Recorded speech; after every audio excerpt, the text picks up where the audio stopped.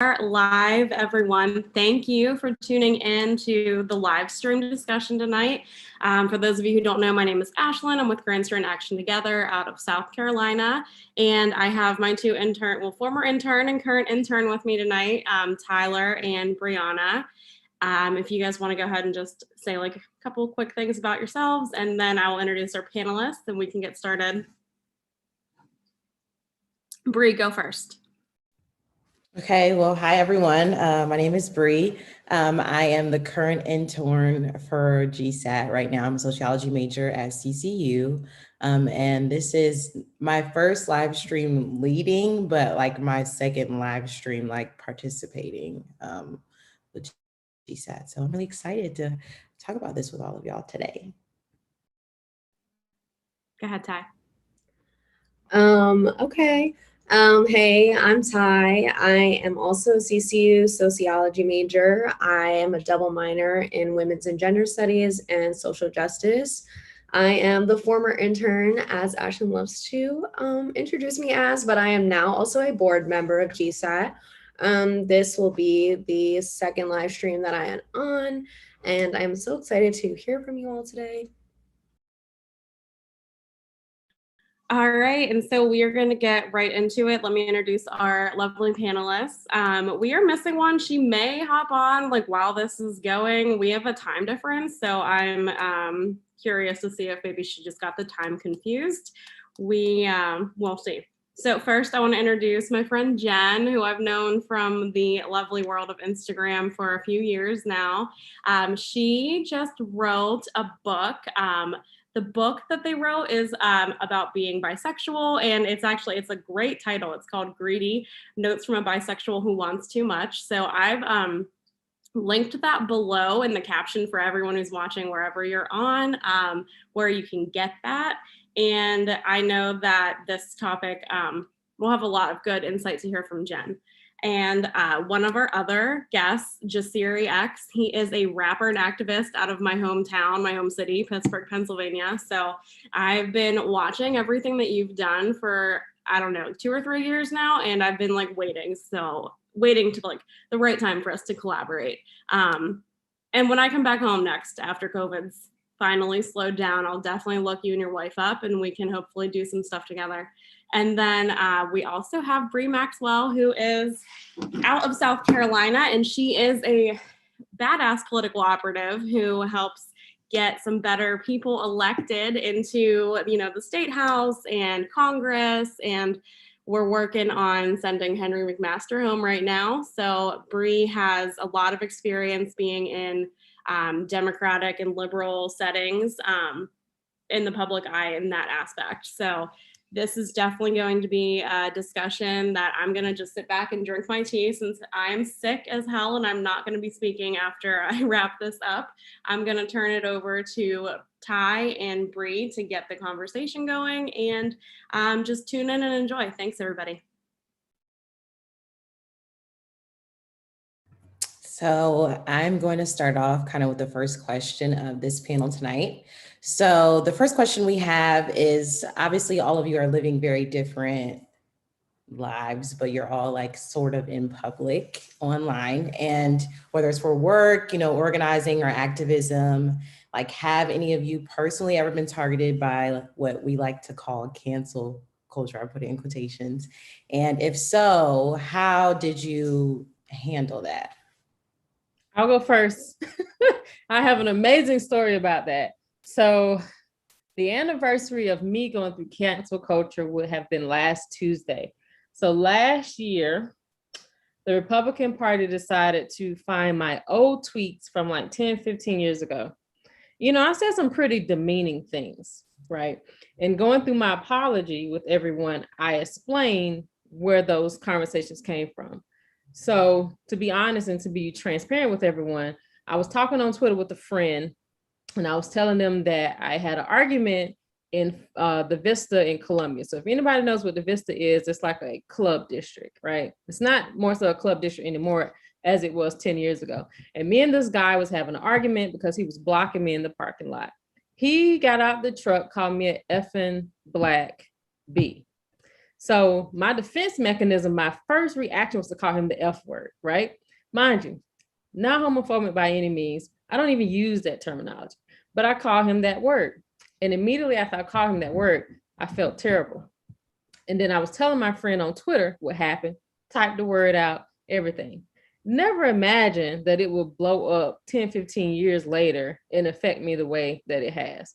So as soon as the Republicans found that, they created these articles calling me all these names. They called for my resignation.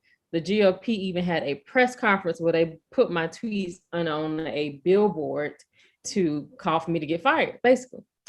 Long story short, I kept the job, but after the campaign was over, it's like everybody gave me their butt to kiss. No one wanted to deal with me. It was the hardest thing to find a job. Imagine having like 20, 30 job interviews, making it to the third, fourth round to not get a job. So, that basically burns a person out. So it doesn't matter how talented you are or how smart you are, one little mistake can affect you, and people will be ready to counsel you and be done with you. Now, how I was able to deal with that, that's a great question. I think what helped me was the fact that once the campaign ended, I bought another house. So I just got very involved in decorating, and hence this wall here. I just started decorating and painting. So that kept me really, really busy. But when I finally stopped doing that, and I was looking at everyone getting all these amazing jobs, going to the administration, doing all this stuff, I was like, well, what about me, right? So I got really, really depressed, really, really depressed. And anybody knows me knows that this is not me. I don't ever get sad. And it got so bad to where I wouldn't get out of bed. I wouldn't leave the house. I stopped combing my hair. And so a friend was like, you know what, you need to go to church. Come go to church with me. So I went to church with her one Sunday. The pastor, he did a sermon. And as I was leaving, he was like, you know what, I need to speak to you by yourself. And so he did a prayer for me in front of everyone. And he was basically saying that God is telling me to tell you that there are people who have tried to end you. There are people who have tried to ruin you, but you wasn't the target. You was just the easier target at the time. But God will bring you out of this dark place. You just have to believe. So it's just a matter of what I've been able to do is just holding on to faith and realizing that at the end of the day, I'm more talented than a lot of people who are getting these amazing jobs, because, if I wasn't, they wouldn't have been calling me, asking me for how do you do simple things like a memo, right? Like, you're going to get this big time job, but you ask me how to do a memo and I can't even get this job. So, it's just amazing things like that. You just have to realize that when you are on a pinnacle of success and there are other people who are trying to do the same things that you're doing, they will try to find any reason to bring you back down to where they are so they can get to where you are. Because last year was an amazing year for me until that happened. But how I've been able to do it is I just started going to church and I just got busy. And I just realized that sometimes you have to create your own lane. Let people who don't want you to be in their lane, let them have it. You know why? Because at the end of the day, they will not be blessed and you will. So you just have to figure out how to create your own lane and keep your head up, because one thing about this game of politics is always going to be somebody trying to bring you down. And don't think that everybody is your friend, because a lot of people use you just for the access that you have. So that's my story, and that's how I've been able to persevere. Well, thank you so much for sharing that. I really learned a lot just from you talking just now. Jen or Jasiri, either of y'all want to go next and just if you have anything else you want to add. Yeah, I have I guess a longer story as well. I wish I knew the date, because I want to celebrate my cancel anniversary one day. I think that was really cool. But I had a situation where, and just to put it in context, I'm in Pittsburgh. So in 2018, Pittsburgh went through a pretty traumatic year. In 2018, we had a high-profile police shooting of a young man named Antoine Rose II. Right outside the city. He was shot 3 times in the back while running away. It was on video. And so we were out there really protesting. A lot of folks came together. And then in October of 2018, we had the Tree of Life Massacre. It was the largest massacre of Jewish people in the history of the United States that also took place in Pittsburgh. So to be in a place like Pittsburgh where it's small, it's kind of like a town, but to be like the focus of all of this national attention and so like as there was a lot of Jewish organizations that came to support us with Antoine. We supported Jewish organizers, particularly those that didn't want Donald Trump to be there, because the feeling was his rhetoric led to a lot of this. And so, but it led to these really, really intense conversations, because the way the city supported the Jewish community in the wake of Tree of Life was the way every community should be supported in the wake of a tragedy. But oftentimes, particularly Black and brown communities, we don't get that level of support. So it brought up these conversations, and we began as an organization, as One Hood, to have really, sit down and have conversations with Jewish organizations, particularly Bend the Arc, Pittsburgh, Repair the World. And we just started breaking bread and having these conversations. And so it led to a lot of solidarity work that we began to do. And so we began to do these conversations. And so one of the organizations we began working with was the Holocaust Center of Pittsburgh. And they hosted a conversation. So it was a conversation about, Black Jewish solidarity. It's me. It's an NFL football player named Zach Banner. It's the Holocaust Center. It's the rabbi from the Tree of Life. And so they put the flyer out. And, for me, it's a conversation just like this. So I happen to go on Twitter and I see I have like over 100 notifications. So I'm thinking I'm popping. I'm like, oh, I'm popping right now. Like, what's up? And I pushed the thing, and basically a Twitter handle called Stop Anti-Semitism basically was calling for me to be removed from the panel, because, and the first, so it was a picture of me and Dr. Mark Lamont Hill, who's an amazing academic, but somebody that has been accused of being anti-Semitic. And I went to Palestine in 2014. I did a song called Checkpoint. So basically it was like, I should be kicked off of this panel because I'm anti-Semitic. And so it was interesting, because it was none of the work that I'd done, none of those pictures made the Twitter handle, right? It was like, none of that research was done. And so I chose to kind of what I did respond, because I felt like I didn't want to get into this back and forth Twitter war. I felt like that's like quicksand, like if you get in quicksand, you're supposed to just stay still. So I just did not respond. But what was cool about it was like the organizers were like, we got you. They don't know you. They're not from Pittsburgh. You know what I'm saying? Like, we're not going to kick you off the panel. You'll be good. So the day came, but it's like, kind of like Bre said, it's hot. It's like, yo, like I'm being discussed. People are like coming at me. And so a natural instinct is to like yell, like, no, I ain't do this, I ain't do that. But I also had to say, okay, well, when I began to do these conversations with the Jewish solidarity conversations, there were, it's certain language that I'm around Black people. It's certain relationships, certain language that I don't know if I'm saying something, it's offensive to somebody of a different culture. And that person has to kind of say, hey, this language, blah, blah, blah, blah. Oh, you know what? My fault, like my bad. Like, I didn't know that was offensive. Or I didn't know maybe if I say it, you take it like this, because I'm not in community with Jewish people. And so through this process, the solidarity process, I learned that. So when the panel came and it kind of came to me, I kind of was like, I was like, yeah, I feel like I took the panel over because of the attack on me. But I said, like, I feel like in this moment, people want accountability. And I felt like, one, if I use language that's offensive to somebody, you have the right to say, hey, you offended me. You know what I'm saying? You have the right to approach me and say, hey, the language that you use is offensive to me. You know what I'm saying? And so I said, hey, like, if I use this language, or if language that I use is offensive to you, like, that wasn't my intention. However, I apologize for that. You know what I'm saying? Because if you were offended, I apologize for that language. I'm trying to find a way for like how do we have real solidarity? What's real allyship look like? And part of that is being accountable for things I said in the past. You had mentioned, using the F word. Like, I'm a rap artist. I came up on rap in the 90s, and I've rapped homophobic language. You know what I'm saying? I have to be honest about that. You know what I'm saying? And I had to come to grips with that and say, you know what? I shouldn't have used that language. That was wrong. And now I have to vow as an artist to represent myself better. You know what I'm saying? So that was my thing. So I said, hey, I apologize. I'm in community and solidarity with folks. And one of the things that I'll vow is to be a better representation of that unity and solidarity. And just by doing that, and then it just deaded the whole thing. And it was really interesting because after that, it was like no tweets, no, you know what I'm saying? But a lot of people that watched it, I guess maybe thinking that I was gonna go on there and try to like run my resume down, just appreciated the way that I approached the situation. You know what I'm saying? And so, like I said, like I feel like in a lot of these situations, if folks are just accountable to say, like, I wasn't trying to lie, I wasn't trying to pretend, I was like, hey, look, this is what it is.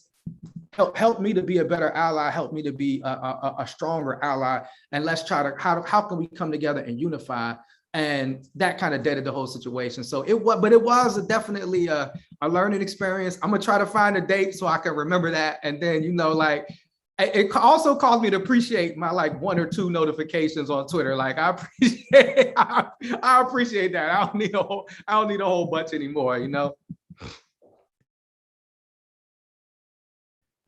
I can go. I think I've been writing down some stuff that you both have been saying because it's definitely relatable. Yeah, the quicksand metaphor really got me. And so I've been in this situation 3 times. I'm actually blanking on what the second scenario was. And I'm sure if I really thought about it, it would come back. But the first and the third were far and away the most like traumatic and damaging. But also the first one was a moment when I didn't actually have something to learn from the experience. And the third one was a moment when I did actually have something to learn from the experience. And I think, so I don't want to like tell all those stories because everyone in my life is like, okay, calm down. They like, I could talk about this forever because it's so traumatic. And I feel like unless you've been through it, you don't understand. But I'll tell the first story because it like needs to be made into a documentary. It was so wild. And Ashlyn, I'm sure you're aware, but so there was this account on Instagram. The account was called "Do You Consider Yourself a Feminist?" The account was known, like it was thought to be run by a woman of color who no one knew what this person's like racialized identity was, but they used a lot of AAVE, like African American vernacular English. And so like those are just contextual clues. So I didn't know this person. I followed them, but I like followed 4,000 people, which is a whole other problem that I like need to address. One of my friends, who I will not throw under the bus, but someone has made this entire situation into a timeline. So you can go read all the details. There's like a full interactive website. That's how obsessed people were with this scenario. But one of my friends who I also know through Instagram, like texted me and was like, so I've been canceled and I'm being dragged to hell. And I was like, oh God, what did you do? Like she had made a meme using language that I had seen in a meme about like the language was like, my kink is clear and consistent communication, right? So it's like, I mean, maybe you saw this on Twitter. It was like something that like ran the circuits. But she was being canceled by this Instagram account who was sending her droves of followers and basically saying that she had plagiarized that from her. She called me and asked me what to do because I had messed up a lot of other times in the past on my platform. And I should specify my friend is a fellow cis white woman. So it was like these 2 cis white women being like, what do we do? And I was like, you just have to like own up to it and take responsibility. To your point, Jasiri, like I was like, take accountability. And Mary was like, but I don't think I actually plagiarized this from her. But what she was saying is Sarah is her name, the other account. This all feels like I'm just airing Instagram gossip, but if you're listening, fine. But so Sarah was saying that saying that Mary probably didn't even realize that she plagiarized it. Mary's my friend. And it's essentially like asking her to unpack like the passiveness with which she consumes media created by women of color, which is like a valid thing to unpack, that like is necessary to unpack. But I was pretty sure that was a meme, but I also was like pretty sure that I believed this person who was like saying that this was their creation. So I was like, Mary, you should just apologize. So Mary did that and wrote an apology, and that just made it worse, because the apology was a bit vague, because Mary wasn't exactly sure that she had seen it. And also in the apology, Mary called Sarah Black, based on the assumption, like, because she's using so much of this language. And we had never seen Sarah's face. So there was like, this was an entirely meme-based encounter, which is just like red flag. These are all red flags for like engaging with anyone on the internet. Then people started coming after me because I wanted to take some of the blame off of Mary, because I was like, I thought that this person was Black. I apologize. Then like it just spiraled. And before we knew it, we each had like highlights saved to Sarah's page about reasons we're bad, with like just all these DMs shit talking us. I mean, it was like crack to look at for me, and it was about me. So I can imagine it must have been like fun popcorn for everyone else on the internet. But flash forward months later, and I remember the date, March 15th. I remember the dates for most of them.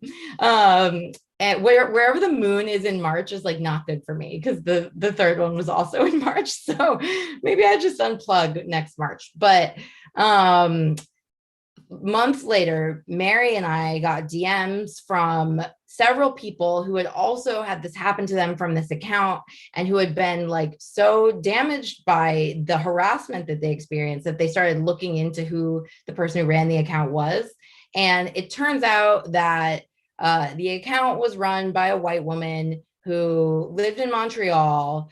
Other issues that came up with the account is that Sarah had run like funded donations for run a GoFundMe for donations to Black Panther screenings, like to like help kids see Black Panther, and pocketed the money.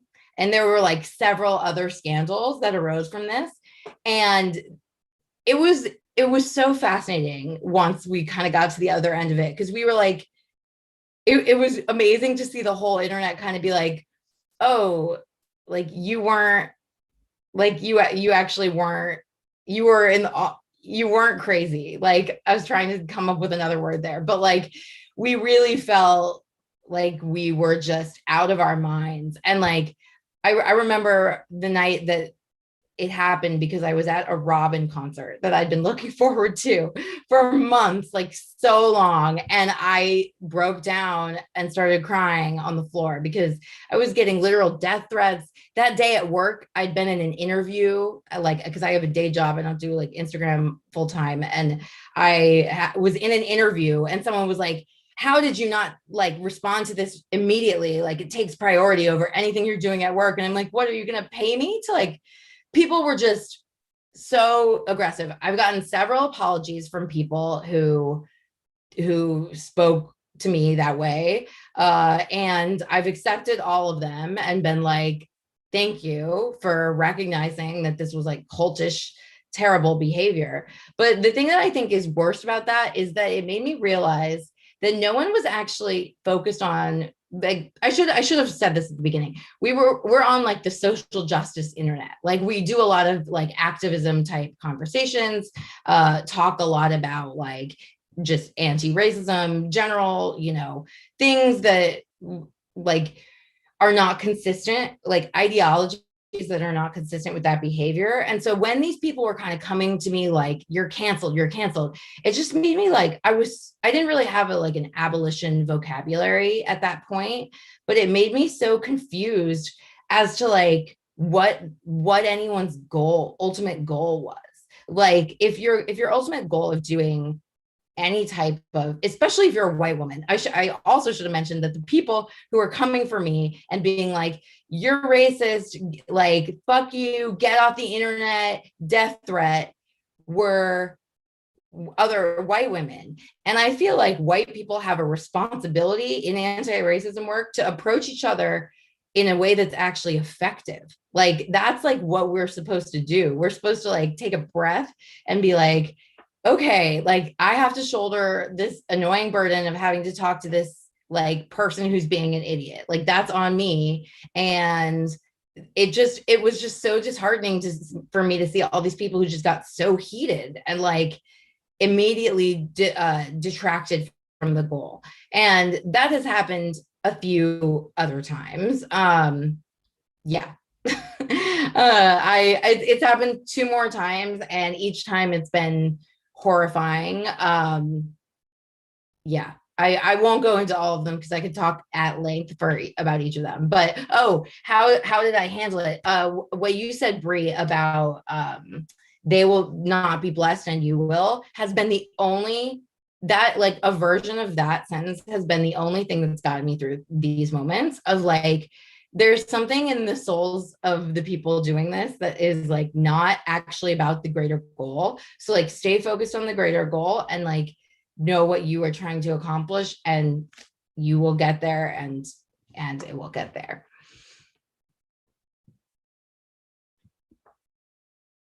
Yeah, I just need to say, even though my throat is so sore, that you are right. That whole entire thing should have been made into a documentary. Yeah, someday I'll pitch it, because I really do think it like it has all the fodder, and there's so many screenshots. People would do interviews. It would be juicy. It was so wild. Netflix or Hulu needs to pick it up, because that was just an outrageous time to be alive on Instagram. Like, no. Ty, do you have the second question you want to ask? Yeah, I was just taking that all in. Kind of like playing into our next question, like you said, like people lose sight of the goal of what they're actually trying to accomplish. Do you all think that the rise of social media has played a significant part in cancel culture and what it's actually trying to portray? I do, because it goes back to, you know, people can have a different persona and personality on social media than what they really are in public, right? So I can go, or whomever can go on Twitter and just be this other person attacking every news and media outlet, or attacking every politician that they don't agree with. But in reality, all you do is sit on your couch and watch TV. You're not out here doing the work. You're not out here making sure that people have what they need. So I think social media has been able to make people be who they really aren't. And that's the sad thing about politics. We have people fussing and fighting on social media all day long, but they will not go knock on the door. They will not go help raise money. They will not try to pick viable candidates to run for office. It's a lot of things they just will not do because they have a different persona online than they do in real life. So I think social media has been good for social media activism, which is not a bad thing. It's actually a great thing. But what it has created is people who think because they fuss and fight online all day is you are actually doing the work, when in reality, you're not doing anything but aiding and abetting to the actual problem. Yeah, I think, you know, to both Bre and Jen's point, there's also, I mean, you could be kind of anonymous on social media. You know, I don't know who was behind the site. I don't know that person, you know, like, you know, because we're kind of public people, you begin to lose, you know, that I'm not anonymous. Like, you can find me, you can type a history, you can go back, you know what I'm saying? And I think that sometimes is interesting, you know what I'm saying, to when somebody's coming at you, like, you don't know that person, you can't kind of do that same thing. And, you know, in Jen's case, like, that person was exposed, you know what I'm saying? And it's like, oh, you know what I'm saying? Like, you can kind of hide. That just recently happened. I forget what Instagram, but it was some popular Instagram that was like the book based on, like, it was like the same title as a book of a prominent Black woman author. And she had to kind of come out and say, my fault, you know what I'm saying? So, I mean, I think that's a part of it. But I do think, like, I think that there's a I think a part of it is, like I said, I don't think there's I don't have an issue with wanting somebody to be accountable, like for something that they might have said or done. You know what I'm saying? You see something come up, you say, hey man, did you say this, you do this, and wanting folks to be accountable to that. But I do think like we should at least give, I kind of like what's the goal? Is the goal to like annihilate everybody that doesn't agree with me? I don't know like what is it? Or is the goal for some sort of like solidarity, unity, allyship? That's kind of how I approach it. So I want to give somebody grace, you know what I'm saying? And I That's want the word right there. I don't mean to cut you off, but that's it right there. Absolutely. And I would like to at least, so I would want to have a conversation, and one of the things that's interesting, I almost had another situation, but what ended up happening was somebody kind of intervened and me and the person had mediation. And it was really dope. It was like a professional came into the situation, and it was really like a lot of misunderstanding. And it was so, one, it was misunderstanding. One is like kind of, me like moving fast and not really like thinking about, okay, I did this, I did that. I'm thinking about like my organization, but maybe not how when I move or my organization move, it affects other folks. And so it ended up being really dope. And I was really appreciative. And then we were able to, come together and be good and like move on in a good relationship. And so I'm glad it happened that way. And so like before it even went online, somebody kind of intervened and said, hey, why don't y'all just sit down and talk? And why don't y'all have a conversation? But unfortunately, social media there's no platform for, you got 140 characters, everything. There's no platform for that. And then I think in a lot of cases, you get more attention kind of with the drama, like coming at somebody, exposing somebody, that gets you more attention, they get you more followers, but then gets you more influence, and it can become a vicious cycle. And, so like, I try to, I was an activist before social media, like, and I try to, I guess I balance it by knowing that like I can walk my neighborhood, you feel me? Like I can walk my neighborhood, the people in my community know who I am, they know the work that I do. And so, and I work with young people, and I would sometimes like, I would see something on Twitter and I would think like the whole world, sometimes you're on social media, you think everybody's there. And you think like so many, and I would be like, man, did y'all see this? And my students would be like, nah, like they're not even paying attention. And they will always put it in perspective that like, yo, these young people I work with every day, they not on these social media sites like that. They're not looking at the same thing. And it's not, or this thing that I think is such a big deal, they don't even see it. And so that always puts it in perspective to me, like, yo, it's folks I can touch in real life and that know me, and so I kind of try to put that work first. And whatever, if there's good that comes on it via social media, great. And if it's beef, it's like, yo, whatever happens there, I can go outside in my community and they know me and they appreciate and respect the work that I do. Yeah, I totally agree. Rachel Cargill always says that social media is a tool of her work. It's not her work. And for a while when she would say that, I would get like nervous because for a while I felt like it was my work. And I was like, oh no, like I don't have any work outside of social media. What am I, except for like my day job, what am I doing? And I ultimately like these cancellation scenarios have really burned me out. Like, I think I was working so hard on the social media activism, like created several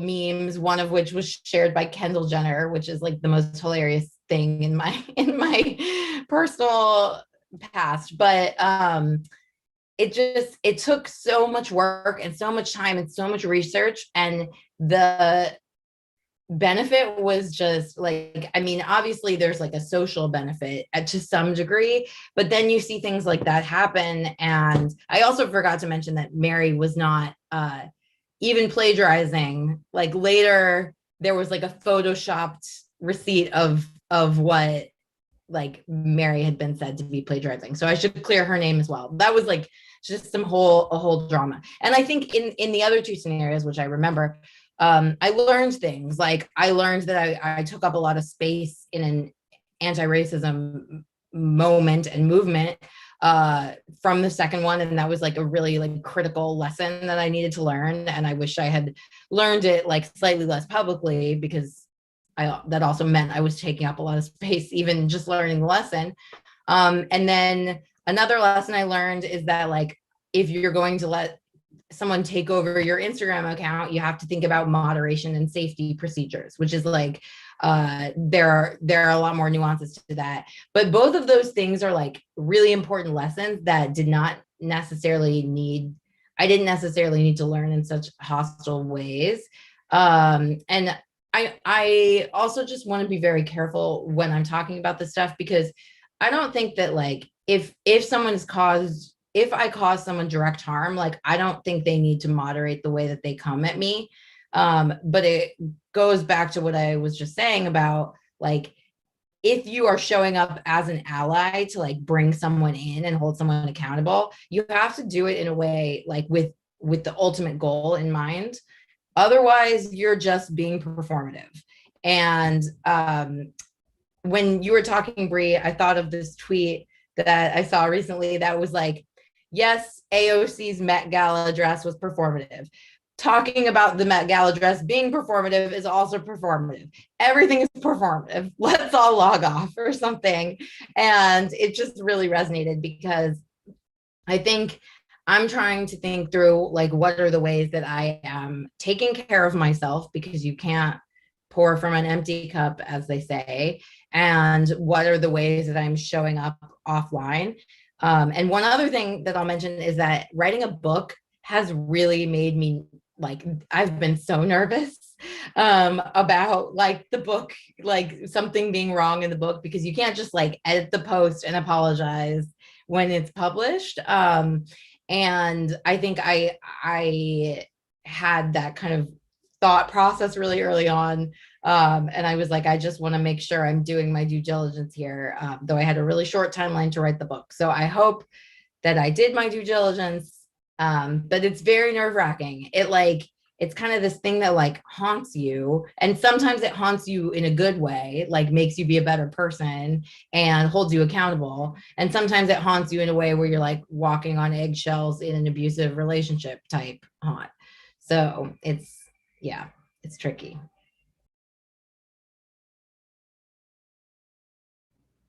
Thank you for sharing.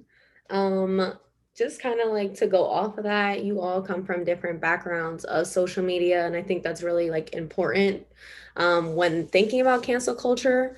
Our next question is, are the standards different for politicians, celebrities, influencers, and everyday people when it comes to cancel culture? I think it's worse for regular everyday people. And then I also think it's worse for Black women, because when that situation happened to me, it happened to me and a Black guy. Black guy is highly successful right now. But me, I was still fighting for crumbs at the table after the fact. He was very well protected after the situation happened. Took him no time to get a job after the campaign, but me, still fighting for crumbs at the table. So, and then, and I think that also comes into play with, not only did this happen to me from white people, but it also happened to me from Black people. So it's like, oh, you made one single mistake, we are done with you. I don't care how you and your family eat going forward. You figure this out. Go work at Walmart for all I care. So it's like, that's how I felt. I think with politicians, it's a little bit more visible, but yet people are willing to give them a second chance because somebody idolized them. They are somebody's mentor. Just like a pastor in the church can sit here and have an affair and somebody's going to protect him. Why? Because somebody idolizes them. So I think it's different for politicians and celebrities than it is for us regular Joe Blow people who get up every day. Even though we put our pants on the same way as everybody else, it's just different for us than it is for everybody else. Yeah, I agree. I think one, if you're a politician, you have a responsibility to the constituency that you're representing. And so that's the idea, kind of like what, Bre said, like normally, regular people don't have like media training. Don't we don't have like a press person and all of that. You know what I'm saying? So we don't have all that. Like a politician, you kind of like that's your job. And so there's a responsibility, I think, with politicians like that. Even prior to social media, I think it's like we're holding politicians accountable because you have a responsibility to do certain things, particularly like represent, our community. I think a celebrity, a lot of times is because their platform, like how big their platform is, that's kind of the whole thing with Nicki Minaj, like people's issue was more so like, hey, your platform is really big. There's been a big push around, making sure like particularly the Black community has all of the proper information around the vaccine. So people felt like that was not like a good use of like her platform because she has such a large platform. And so, but a lot of times, like, it's hard, and just going on, it's hard to find like, particularly like white men celebrities, we're the ones that got canceled. I mean, they always seem to be doing well to me. I don't know. They always like get jobs and be doing well. So it's kind of hard. It's very few folks that actually got canceled, but kind of like, that average person, where it's like now you have to try to figure it out. You know what I'm saying? Now, I mean, there has been, and I've been somebody who, when you see like some white person just, going on some racist rant, be like, yo, I want their job. You know what I'm saying? I'm one of them, you know what I'm saying? Like, so I feel that in a sense, and kind of like holding folks accountable for some of the like behavior that they're doing. But even then, I don't necessarily consider that.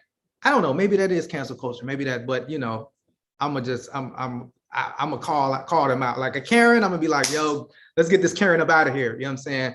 But I think that's the difference. I think the difference is like the size or the number of people that you can influence. And it's like, and it's the same with kind of like online activism. It's a lot of times folks want to holler at a celebrity or something because it's like the realization that you have such a big platform and such a big following.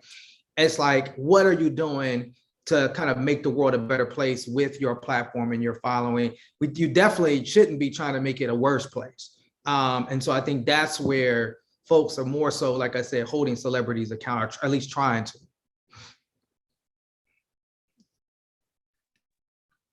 Totally agree. Oh man, I just had a good thing to say and then I lost it.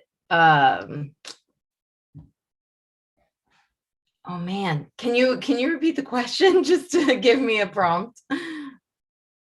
Yeah, so basically, like I was just touching on that, like you all come from different like social media, like activism and stuff like that. So how do you think that the standards are different for politicians and celebrities rather than like smaller influencers and everyday people?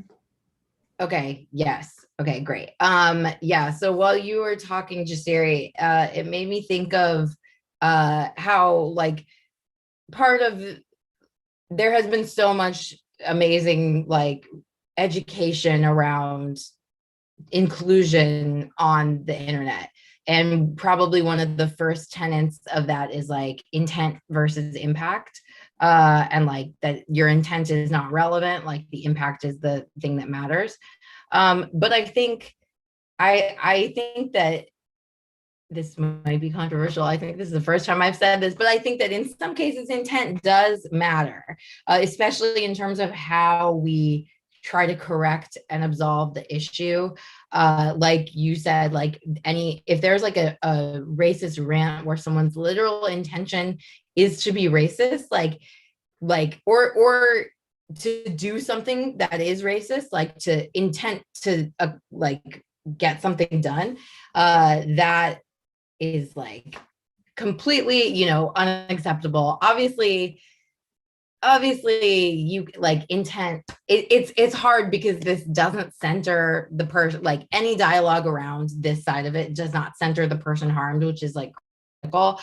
But I do think that like in terms of the overall goal of like everyone having a better understanding and feeling more connected to each other and like being able to show up the way that we can, like we have to not alienate people from these movements. And I really worked hard to do that on Instagram for a really, really long time, and like to speak with kindness. And like, I'm from the Midwest and my mom is like a really nice person. So I would like channel my mom whenever I like needed to have a hard conversation. And I would spend like 2 hours talking to some random person who was like mad at something I said, and like by the end of the conversation they would like have a change view, and it would take like 2 hours, but it was like, so that part was really fulfilling. But I just like I don't have the bandwidth to do that anymore. But I think that like there is a slight difference when you can tell when someone is intending to do something right versus when they're just not intending to do something wrong. I do think that everyday people are more impacted by these issues. A friend of mine once, when during like the Harvey Weinstein onset of what became known as the Me Too movement, a friend of mine was like, I don't know what to do with these men because I really hate them and I want them to go to an island and I never want to have to see them again. But I also like don't believe in that as a society. And I'm trying to reconcile the need to like absolve them or like grant them a path to rehabilitation and my own personal hatred for them. And I feel like that's kind of a balance. Like it, and when we had that conversation, it made me realize that was the first time I had ever really considered like rehabilitation and abolition and restorative justice, and like, well, how do we fix them? How do we make them better? But of course it was like in the conversation about a very powerful white man. So all of those things are certainly relevant. I think what's really interesting that I kind of picked up from what you all are saying is talking about like the difference between like how you all received like the cancel culture and how it affected your life versus like just me thinking in my head about like just celebrities I know that have been like quote unquote like canceled and like how it affected their careers. But like knowing that and then like hearing like how it affected you all individually, like it's such a different perspective, because like obviously like we all know what happened to DaBaby like a couple of months ago, like when he got quote unquote canceled for his comments, and like he lost maybe like $1 million or something, but like when he does a feature, he's gonna get it right back. So like it didn't affect him in the way that like made him come to an effective change to maybe like broaden his view of what was going on. It just kind of was like, okay, I'm apologizing, and like because everybody wants me to apologize. So like that goes into my next question, which is what you talked about with accountability. So that's been something that's been mentioned here a lot. And, you know, you mentioned how like, you know, when a Karen like is like recording someone like and saying a bunch of racist stuff and like screaming on the ground, like, okay, maybe like they need to lose their job. But like the thing that I want to ask is, where is that line? Like, where is that line that is drawn? Like, what does that look like in forms of social media, in person, the difference between, you know, having a teaching moment, like in a non-hostile way, like you mentioned, Jen, and then like somebody like actually like being canceled for real, like they did something that was harmful to a community and like they really don't, like they're not trying to reconcile, they're not trying to apologize, like they said what they said and they're standing on what they said, versus someone who made a mistake like and is saying, okay, like I'm apologizing. Like what does the difference look like, and how can you really tell, you know, because you never really know someone's intentions. So like how can you really tell, especially on the internet? So that's kind of like my question to y'all. Well, if a person will not apologize or do anything to make the situation better, then yeah, I think they should be canceled. And only thing you can do for them is pray for them going forward.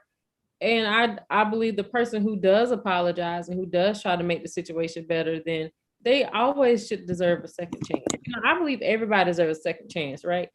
And that's when the power of grace comes in. Because I used to be the person, yes, I cancel somebody in a heartbeat. But once that situation happened to me, I realized that people can grow and people can change. And that's the power of grace that we don't give people. We see them make one little mistake that they probably could have learned from, and we're ready to just blow off the cannons at them, right? So, and I think in my situation, what I did was I used to serve on the board for what's the name of it? I can't remember, in South Carolina.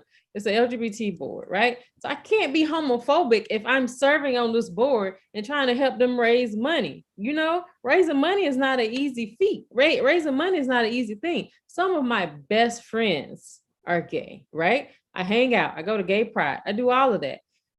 I can't be homophobic, but I made sure that I apologize to the LGBTQ community. I made sure that I called all the leaders of the LGBTQ organizations within South Carolina, just to let them know where my heart stands. Whatever you need from me, I'm willing to do. Whatever I need to do to make the situation better, so you can believe in me and trust in me going forward, because I need you.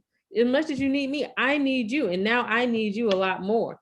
And I also had to sit down with members of the Jewish community. I went and had conversations with the rabbi in Hilton Head. He brought a whole crew of people from his synagogue, and we had conversation, and we had a discussion about it. I met with other people from the Jewish community. So it's like, you just have to make sure that you are intentional with trying to make the change.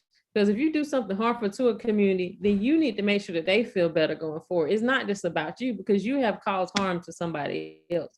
But like I said, if a person's not willing to apologize and they're not willing to change, then that's up to whether you want to give them that grace. And that's just a burden that you have to decide whether you want to bear. Because at the end of the day, karma is going to take care of them. But you have to decide whether you want to carry that burden and whether you don't want to give them that second chance. I hope I answered your question, Bre number 2.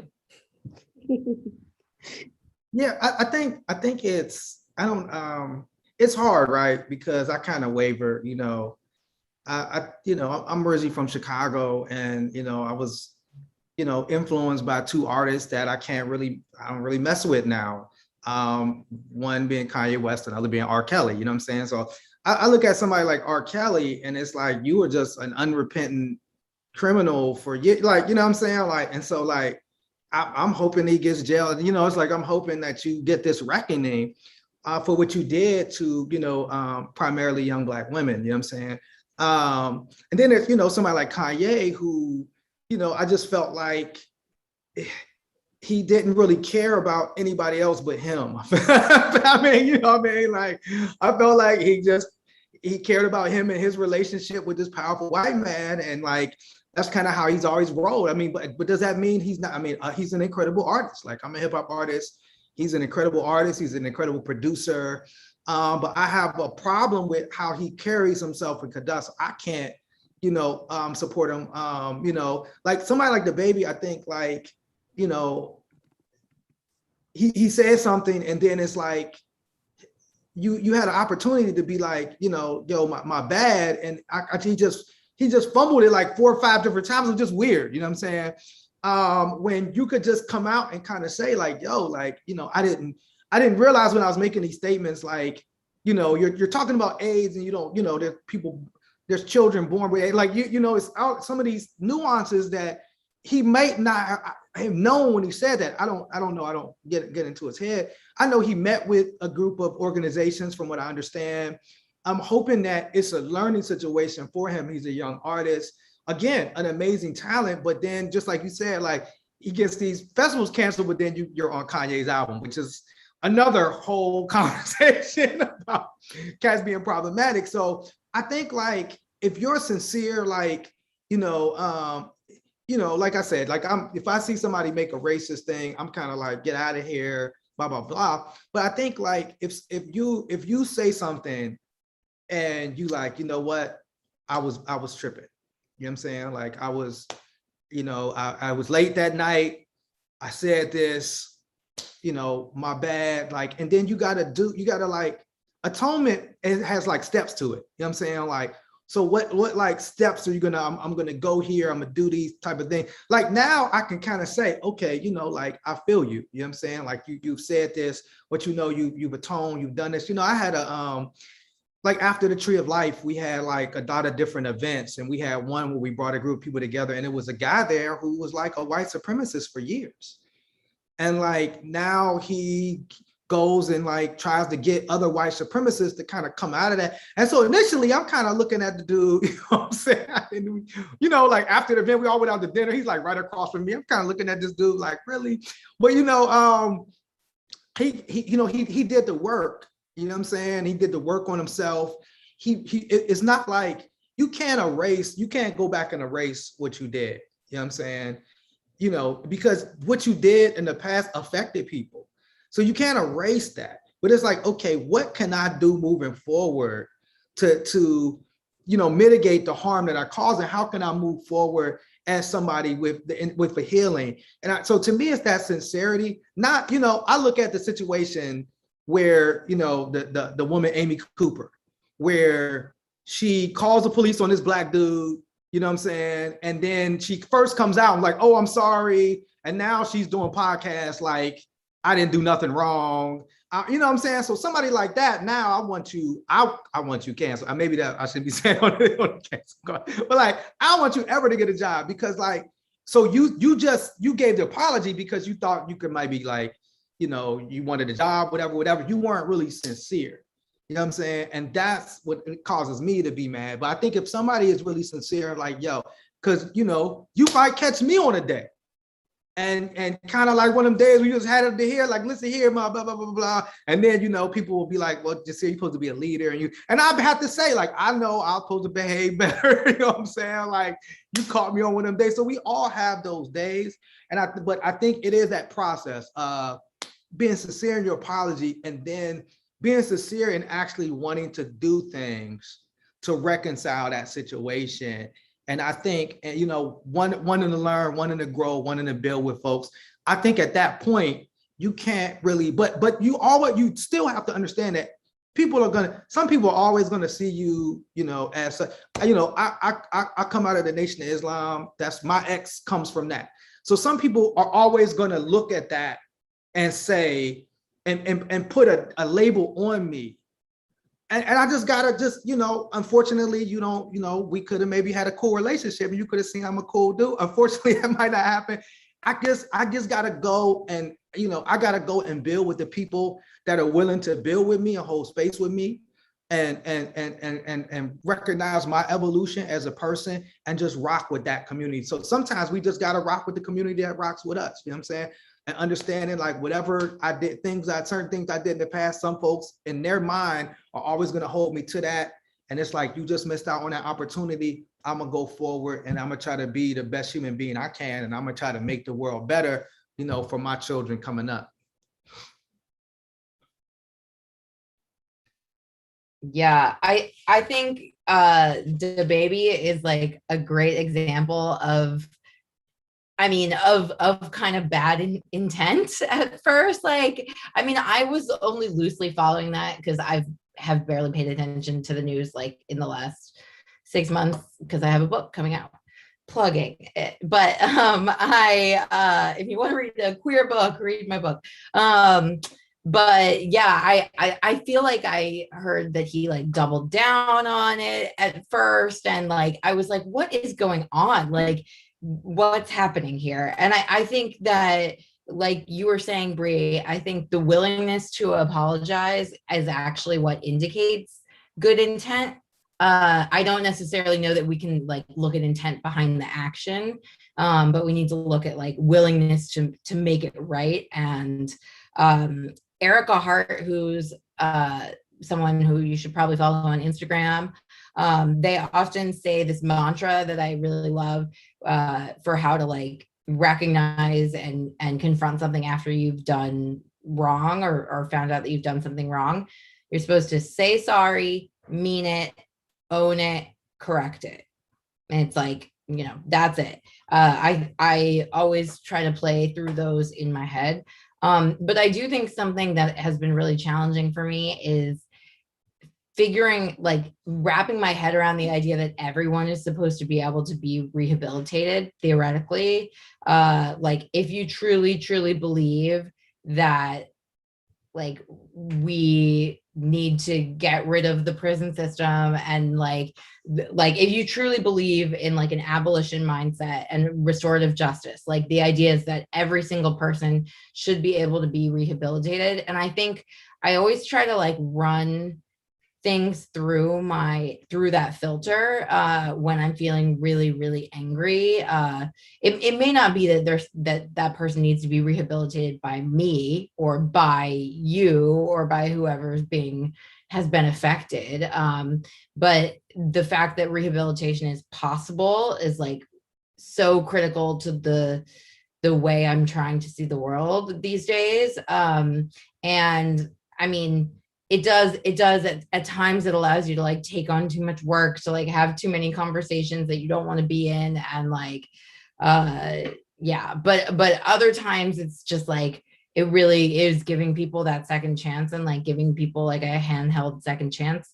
I don't know if anyone's familiar with Homeboy Industries in LA, but it's basically like a bakery it's like part bakery, part like rehabilitation center, sort of, that is a place where people who are incarcerated for gang violence go to sort of process their trauma and like acclimate to the workforce, and like make like they yeah, oh yeah, people with felonies. I didn't know that. Thank you, Tyler.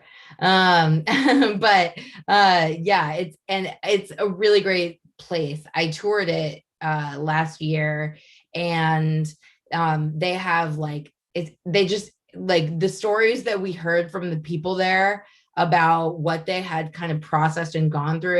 It was I'm not sure who said this, but you can't fix what you've already done, you have to look forward. Jasiri, I think it was you. Like, what can I do from now on, knowing that this is the way that time works, and that like I'm here, and like maybe there are people who are not here because of me, and so like now that I'm recognizing that, like, and sitting with that like guilt and pain, like what do I do from here? And I think that's the core question.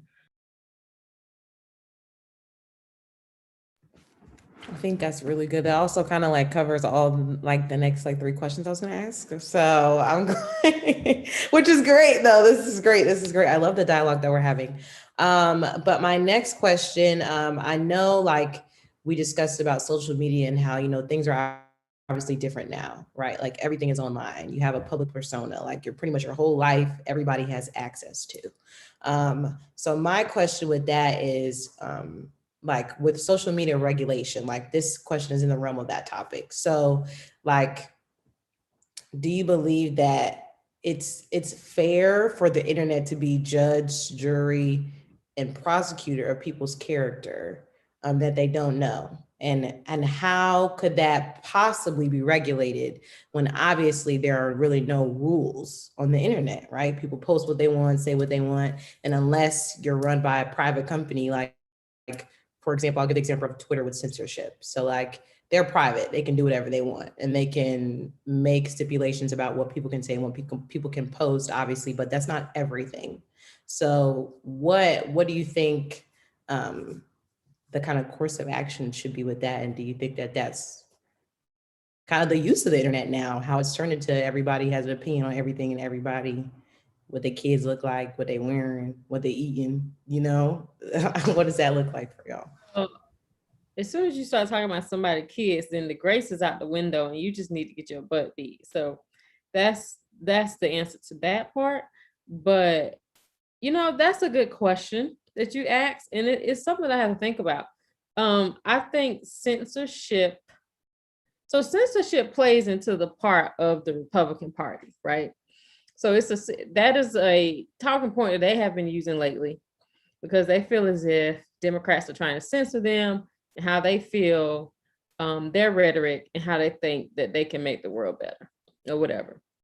So I think that's a word, and that's a situation that we have to be careful with, because you don't want to censor the wrong person because of one simple mistake, but you also don't want to give a person the ability and the authority to keep talking when they really need to shut the hell up. So I think it's a touchy thing. And I also think it plays into the Constitution in a little bit because, the First Amendment, you have freedom of speech. But what the Constitution doesn't tell you is that with freedom of speech comes consequences for what you say and what you do. So yes, I can say whatever the hell I want to say, but what people don't realize is it comes with blowback. It comes with things behind it. So I think it's a situation. It's a very gray area. And it's one thing that I've always thought about. So you can either be like I said, it goes back to grace. So either you can be the person who wants to give grace and look at it from a gray area, or you can be that person who only sees in black and white and be like, no, this is wrong, censor them, make them hush. So I think it's you and your discretion for how you want to handle the censorship part. Yeah, I think, you can't just, I don't think you can judge anybody good or bad on the internet. You know what I'm saying? Like I had a song back in the day where I talked, it's called Lost in the Virtual Reality, where it's like, a lot of times, you put even your best face forward online. It's like, you don't really look like that. You know what I'm saying? So it's like, it's hard to judge somebody based on but at the same time, like you said, what happens is like one person can have an interaction with you. Like we had a situation, I had a personal situation where during, the 2020 protests, we were kind of organizing, and it was a guy who basically, I'm actually hoping to sit down with him soon, because I don't know what his issue was with me, but he just began to use his platform to talk about me, and I would see him in person, and it would never be any issue, and then he would go online and say negative things about me, and so I chose to kind of like just be above the fray. I didn't respond. I didn't, but people were calling me. And it's like, there are people who appreciate me, respect me, they're calling me, and and then they want to take this offline. And so I had to just say, nah, man, it's not that big a deal. It's not, what I'm saying? But it's like one person could have an interaction with you that's negative, and then they could influence a group of people to think that just like you said, they might have just caught you on a bad day. You might have just spilled coffee on yourself and you was running late. You know what I'm saying? And so I think that's when it becomes like, it can become, like that person's opinion. You know what I'm saying? And so I definitely don't think you can judge somebody based on an internet or a tweet, or even, like I said, even good. You know what I'm saying? Even good, because some people they put their best foot forward on the internet. You come to find out that they're like not a good person. You're like, wow, I thought this person was really cool. Not to say like I've have great relationships to this day of people that I met online. You know what I'm saying? That I met online, didn't know before, online. And some of them we started the relationship like arguing online. And it's like you find out, oh, this is a really cool person. You know what I'm saying? But you definitely can't, to me, I just think it's unfair to like judge somebody strictly by an online, or even like you said, you might make a comment this day. I personally don't think it's fair. I think that you have to like see that person in real life. It's 2D. It's like 2D versus 3D. You know what I'm saying? And you have to really, and like I said, that's why to me, I like the fact that I have a 3D, like I said, like people know me and know the work that I do, and I work with people in real life, and so there are people that could be like, yo, he's okay. he's an okay dude. But yeah, I just think that becomes really, really difficult when, like I said, you had that one, and it was just a whole conversation around this is kind of hip hop community, a hip hop publicist named Karen Civil. And so you had one dude that had a very bad, experience with her. You know what I'm saying? And a couple people did, but there are probably other people that had good experiences that she helped and, have credited their career, some people that she didn't. And so like, how do you just go with, and I think sometimes like and it might be bad, but like it's fun to kind of be like, that person's getting, you know what I'm saying? But like you said, you're watching this, I think you mentioned it, Jen, and you're not realizing that's a human being, and that they're probably going through some serious stuff behind this. You know what I'm saying? I think like we probably would be better if we thought about that and those things before we were kind of quick to like grab our torch and kind of like, you know what I mean, join the party, you know. And I feel like hopefully as we move forward in this, we're less quick to just jump and try to drag somebody down and more quick to like allow. I remember somebody had posted something where they like pretended to be, I think they pretended to be like Travis Scott or something. And it was like an experiment. Everybody's like, oh, he's cheating, blah, blah, blah. And it was like a lookalike. So that's another thing that we have to take into account is Photoshop exists. You know what I'm saying? Like people can create a DM conversation, like all this, like, so you can't even really even jump out. And, you know, it's like, you got to make sure like this is facts, this actually happened.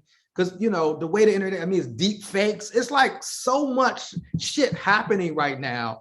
So how can you possibly give 100% judgment just based on something you see on the internet? It's hard to do. I actually, in the third cancellation, while I did do something that I learned from, in the way I was called out, my DMs were photoshopped. To make it look like I was really curt and cold. And I tried to defend myself. And then people said that I was like needlessly throwing this person under the bus. And I was like, I was literally just sharing that. I was like actually very explicitly not trying to defend myself. This just gets me very worked up. But yeah, like things can be photoshopped. In fact, I had a follower reply to me after that happened who was like, after I posted like the actual DMs, and I was like, just FYI, this is what they actually looked like. The follower replied, it was like, thank you. We knew that wasn't you. And I was like, oh my God, someone like saw me through the internet. And that felt really, really amazing to know that someone like had actually like believed my character, like in my character as a person. And I was like, oh my God, that's great. I've actually like made a conscious choice to try to like shift further from the 2D internet to more of a 3D person, because I also used to get DMs all the time from people thinking I was multiple people. And like they'd be like, hey, if you guys want to cover this event, and I'd be like, it's literally just me, and I also have a full-time job, I'm exhausted. So that was like also for that level of my mental health, but also just because like I am a person, and I think that part of the joy of social media, or at least in the beginning, was just like talking about your life, you know. It's like actually very fun to do. It's like becomes a creative platform when you're like, oh, if I do this, it's kind of like a funny story that I post, you know. And I really miss that joy of social media. Like I miss when I used to enjoy it. I got this necklace that I have, which has my handle on it. I got it almost 10 years ago when I first made a Twitter. And that I like think about as when I actually enjoyed being on the internet. Right now, everything feels like work. And yeah, I think that with regards to the question, which I have not answered yet, I think it is fair for you to be your own judge, jury, and prosecutor. But I don't, there's this mob mentality that happens, especially there are some people whose followers are like so diehard. And that happened to me in both instances. Like when one person says something bad about you, they just immediately pile on, and it becomes this like ritual. And I think there's like probably a lot of community, dogpiling. And I there's probably a lot of community in that. Honestly, I've never been part of one of those rituals, but there probably is something that's like makes you feel validated or seen, or like you're a part of something, or like you're on the right side of history. And I think that the thing that I keep coming back to is that idea of like, you will be blessed, and the person who was intentionally speaking on their stories about like coming for other people who weren't even necessarily like doing anything to hurt them directly, like they will not necessarily be blessed. And I feel even like guilty being like they won't be blessed, but it is true, because it's true. Yes.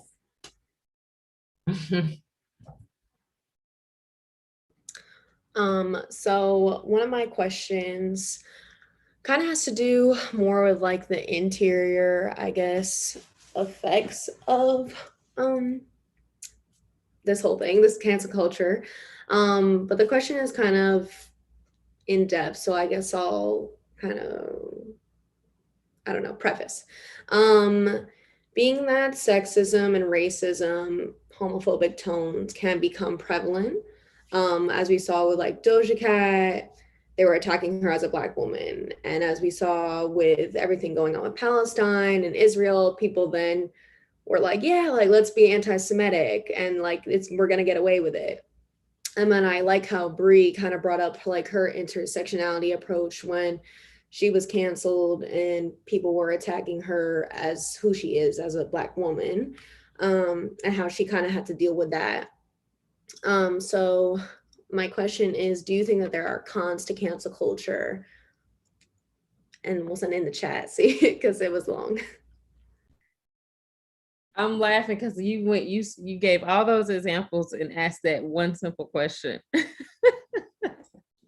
Do I think there are cons to cancel culture?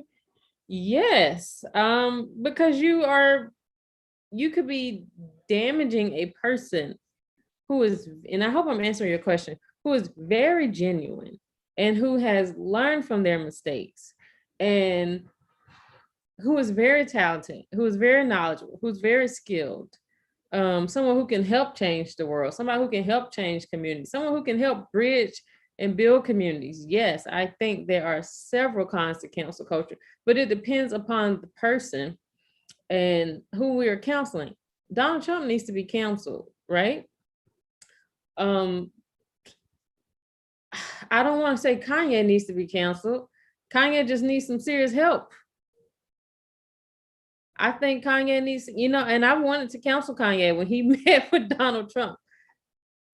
Exactly, mental illness. I think Kanye needs some serious help, and the death of his mom just affected him, and the relationship he got in, just, all that affected him because it became a situation of trying to be more of the celebrity than being who you really are. R. Kelly needs to be canceled, yes, because you were damaging the lives of young boys and girls, and that's not fair to them and their livelihood. So I think there are cons. I think there are pros too. So I just think it really depends on who is being canceled and what they are being canceled for. Yeah, I agree. I mean, I feel like I wasn't really given, I felt like it would have been cool if maybe they had reached out to me and said, hey, why are you on this panel? Like, and maybe we could have had a conversation prior to them just kind of like coming at me. You know what I'm saying? Like, I'm on a panel that's sponsored by the Pittsburgh Holocaust Center that has the rabbi from the Tree of Life. Like, why would you think at that point, like I'm going on there to like, like be ignorant in that moment, you know what I'm saying? But so I would have like wanted like, hey, but I could see like maybe if you only know me from the song I did when I went to Palestine, you might have a question. And it's like, I'm open to like legitimate questions. You know what I'm saying? Like that's my rule is like, if you have a real legitimate question, even if it's a critique of me, if it's legitimate, I'll entertain it. If you're just coming with just pure hate, I'm gonna just go ahead and block, and then just keep it moving.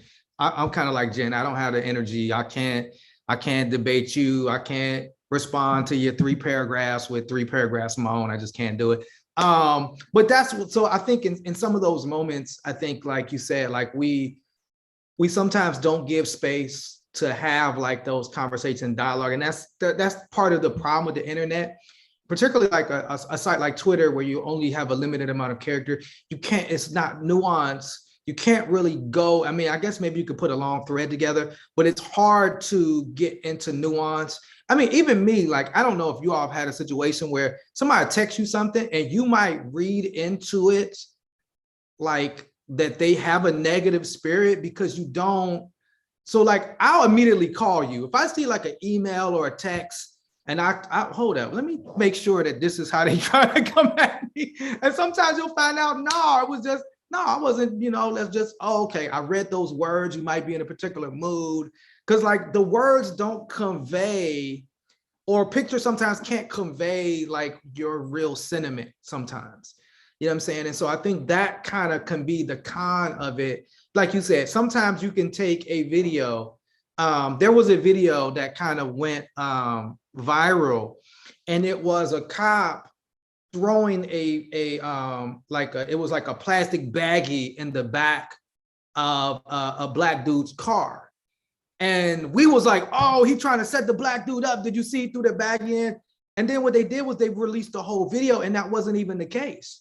You know what I'm saying? And I'm ready. Oh, look at the police. Like there they go again. And then like it was actually, they had searched him, they had showed him the bag first, but it was just the way the video was edited. I think that's also sometimes like you can edit something in a certain way that you lose the context. And then when you see the whole context, you're like, oh, okay, there was just a documentary about a situation that happened in sports called The Malice in the Palace.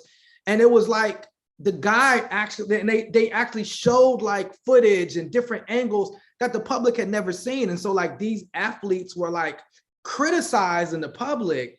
And it was like their first time that you got to see their side of it, their story. And it was like, oh, wow, we was calling them gangsters and thugs. And they were really afraid for their lives. And they were really feeling like if they don't defend themselves, they might die.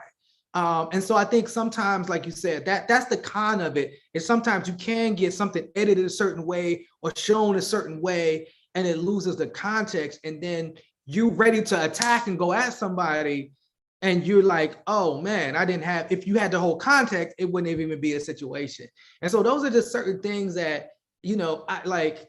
The weird thing about the internet is like, everybody wants to be first, right? You want to be the first to comment on something, because if you're the first to comment on something, you get the most likes or the most hits or whatever. But sometimes trying to rush to be the first, you don't have an opportunity to really look at the whole context around things. And there's been times where people were first and they had to come back with an apology because they were wrong. And so that's thankfully, like I'm not in a position where I have to make internet comments, you know what I'm saying? So I always try to do my research first, look at something first before I kind of hop into a particular topic, you know what I'm saying? Like, and I think that's, unfortunately, the way the internet is, it's hard to, do that. And, it's, it's many more examples, but I'll pass it to you. No, I was smiling while you were saying that it gets hard to tell what people mean through written communication sometimes, because yesterday my partner's parents met my parents, and afterwards my partner's sister texted them and was like, was great meeting Jen's parents. They seem great. And I was like, they seem great or they are great? Like, what does that mean? And I like stressed out about it, and it's like, wow, like that's someone who knows me personally, who I like spent the whole day with, like it's obviously I know what that their sister actually means, but it's just like, it just a lot of people are not like great writers, or they're also like not taking the time to be a great writer when they're writing like an Instagram or a tweet or something. There's like this mix between it feeling like it's not a big deal, social media, it's like treat it like it's nothing, and then also it like is a huge deal, and everything must have a source cited, it must be a full research paper, and it's like really hard to keep up. So I think that's definitely a con to cancel culture. I also think that like, while there are many like good things about not having abusive people in power, I think so much of it has to do with the way that we approach these conversations and like the nuance that we have or don't have. Like if we're like, Governor Cuomo, step down, like, I'm based in New York, so we were like that for a while. Governor Cuomo, step down. Like, there's a way to like do that and be like, now go learn about your mistakes and like figure out why everything you're doing is wrong. Like, to me, he has not apologized in any capacity that is like meaningful. So just him losing his position of power really means like nothing. It's probably like slight satisfaction for the people who he like sexually assaulted, but ultimately I think like we do always lose sight of the goal. I feel like a broken record because I keep saying that, but I think that really is like what it comes down to. And I also think that you wouldn't know, like, there was a while when I thought cancel culture was fine before it happened to me. Like, I thought that it was like a good thing for abusers to be taken out of power, like just full stop. But then there's this like feeling in your body, and I don't know if anyone else on this call like knows what it feels like, but it's like I can't, I've been trying to articulate it for a while. It's like scratchy almost, like it's like a pang, it's like a really intense pang in your heart. And I know it now because it's happened to me 3 times, and I know the feeling. I like, when it hits me, I like crumple over and I'm like incapacitated, like I cannot do anything. You know, it's like, it's such a shame because like I have a handle on the like social justice internet. I'm also a cis white woman, like I have a lot of privilege. And so when those things are happening, like I am able to process them, and like I'm able to like go to therapy and like rebound and figure out what I did mess up on that I could do better, and what was like internet mob mentality. But sometimes it's like, it's so hard to separate that, and it like really does require like a lot of personal work to like, because there's so much resentment you have immediately for people making you feel that way without like reading into the situations. And I think it's not something I understood the cons of in depth until it happened to me. And now I'm like restorative justice all the way home. I think that kind of like feeling that you're talking about is like when someone like that you do not know or does not know you like questions like who you are, and like you know yourself, like, and you know what you are, just like Jasiri said, like I know what I do, like I know I've been in the community, like these people know that I've been helping them, but like this random person on Twitter like doesn't know this, and they might not even care. So like when you get that kind of feeling like, oh my gosh, like now like all of a sudden your defenses go up, you're like, wait, like why am I being attacked? Like I know who I am, like I thought everybody else did. So, and actually, that you just reminded me of something. So I have actually been canceled a 4th time, but that time it happened from like the like super right-wing community. And they like, I posted some shirt that I said I was going to wear at Thanksgiving to like have hard conversations with my family. And I wound up on this like conservative Reddit thread, and they were like saying such terrible things to me, but that didn't hurt nearly as bad because it wasn't like jarring with my values. And so I think like that's kind of why I bring like the intent and impact conversation, like needs like your intent, at least when it comes to your how you want to make amends, is so important. Yeah. okay, so first I just want to say thank you all for sharing. It's been really great. And we have one more question and then we're going to wrap it up. But the last question that I have, I know we had a lot of discussions about, you know, like what has happened, what it looks like, how it's affected you. But obviously, like whenever we have these conversations, we want to come out with some sort of realm of a solution on how we want to move forward to remedy this, to make sure that, you know, other people are not experiencing or dealing with the trauma that you 3 have had to go through. So my last question is, how would you like online organizing and activism spaces to function moving forward for calls for accountability with cancel culture, restorative justice within that realm of the internet community? 2 words: grace and conversation. Always give a person grace have the important conversation, because sometimes people may not realize the implications of what they said and what they did. So use it as a teaching moment. Yeah, I agree. I think also you have to kind of start with those that were, harmed and most affected, and kind of, like what would they want to see? Like, I think it has to start there, and I think particularly if you have somebody that's sincere.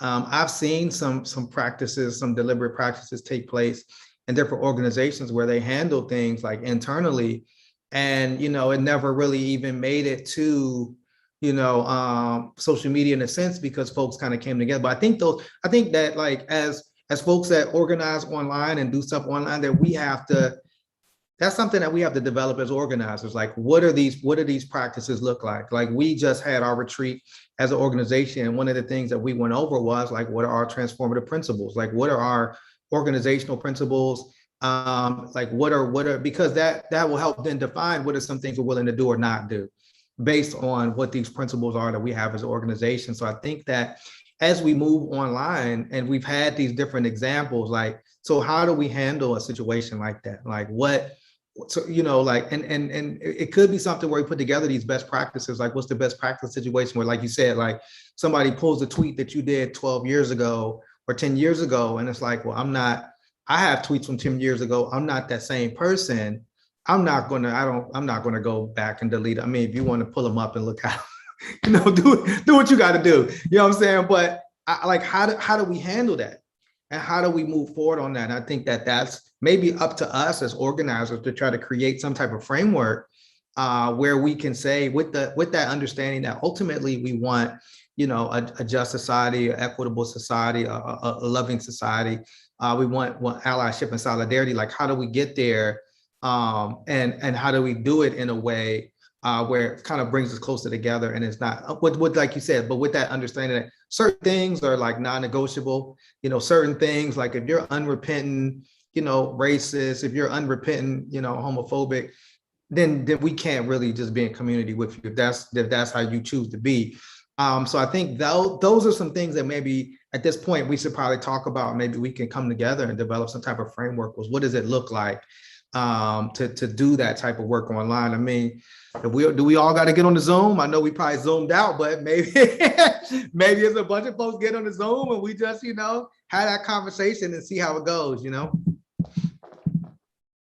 Yeah, I think all the points are great. I think grace in conversation is such a great point, and starting with the people who are harmed is such a great point. That I feel like I want to talk about these experiences with cancel culture that were like so challenging in my life, but I also like don't want to center myself, and so there's like this inability to even talk about it sometimes. But it's so important to talk about, because like that's how people get called out these days. Like, that happens, and like people they're still here. So it's like, are we gonna like actually help Cuomo get better, or like are we just gonna let him be like on the sidelines being who he is for his whole life?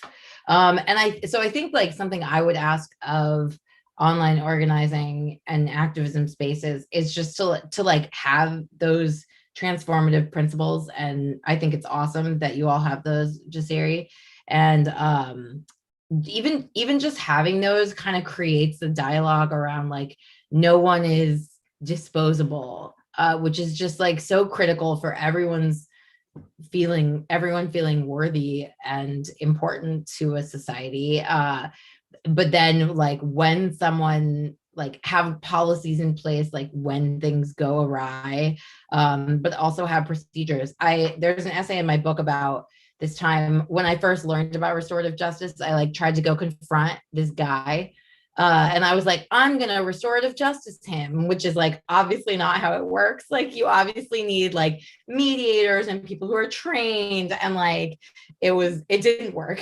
It did not go great. But I having people who are trained in those and just like talking about it as an idea more. I think like so often people are like, well, what's the alternative to cancel culture? And it's like, well, there are several ways to deal with it instead. They just require a little bit of patience and education from all of us. So yeah.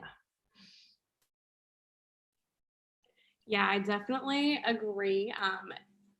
It is going to take more work on the part of other people. And, you know, a lot of the times folks don't want to put in the effort or the work to make those things happen. But I think this was a fantastic discussion. Bre, you did wonderful leading this live stream. And Ty, thank you for helping. And then the three of you were perfect guests. So thank you so much for joining us. Everyone who's watching, Ashlyn. And I also want to tell you, thank you for asking me, and thank you for seeing me in a way I don't see myself when you introduce me. I just think I'm just a regular novice in this political game, but you gave me all these attributes, and I'm just like, how do I walk in that power that Ashlyn just gave me? So I appreciate it. Thank you so much. When you said you're still fighting for crumbs after what happened, I'm like just sitting here thinking about how you have all of the qualities that everyone needs in someone who's like leading their campaign or running their office. Like, no, it's just beyond me that you're even like having to ask someone for a job at this point, because your resume speaks for itself. She worked for Jemmye Harrison. She's worked for Jim Clyburn. Like, she is just, you know, renowned in South Carolina. So if we're going to have anyone help fix the state, like, who better?